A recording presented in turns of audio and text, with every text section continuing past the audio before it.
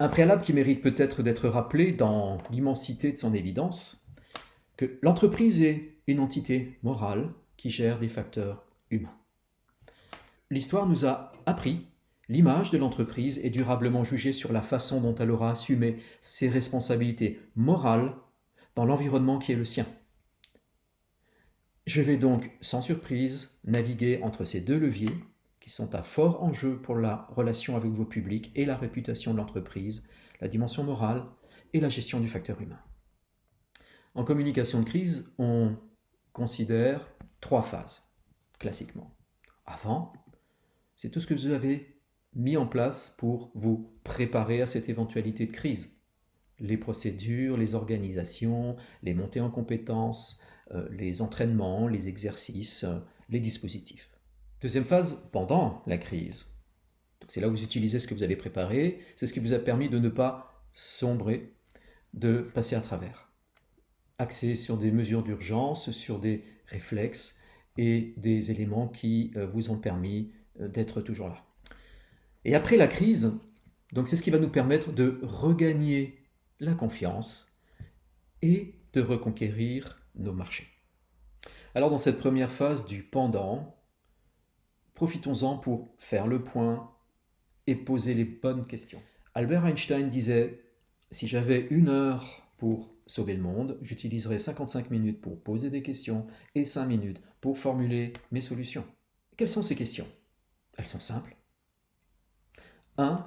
De quoi avez-vous besoin pour survivre à ces événements? 2.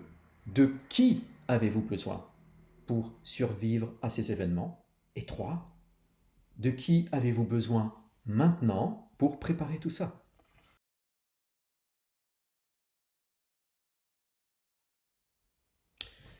Et ensuite, sur le plan de vos relations humaines, pour préparer cet après, 3 autres questions importantes. 1. En quoi la crise aura impacté nos collaborateurs? Sur le plan de leur santé, de leur organisation personnelle, mais aussi de l'ambiance au travail, entre les collègues, la notion de confiance par rapport à la gouvernance que vous représentez, et puis cette image employeur. Deuxième question, en quoi la crise aura impacté vos clients, sur leur vie quotidienne, bien entendu sur leur santé, sur la conformité, la qualité de la prestation que vous avez pu ou pas leur livrer, sur les éventuels conflits que ça a pu générer, sur la confiance, quel impact ça peut avoir sur la confiance et donc sur la réputation que vous pouvez avoir auprès de vos clients. Et troisième question, en quoi la crise aura impacté vos partenaires, vos fournisseurs, sur le plan de leur organisation, sur le plan des paiements, sur le plan des conflits éventuels, sur le plan de la confiance et de votre réputation.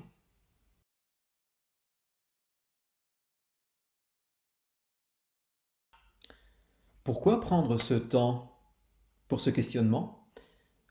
Parce que nous devons mettre ce temps à profit pour comprendre et pour partager ce qui s'est passé. Comprendre et partager, c'est la base de la pyramide de l'après. Après que je développerai dans la prochaine vidéo. Merci pour votre attention et je vous invite à peut-être passer à travers ces 2 fois 3 questions basiques, mais qui permettent souvent d'y voir un peu plus clair.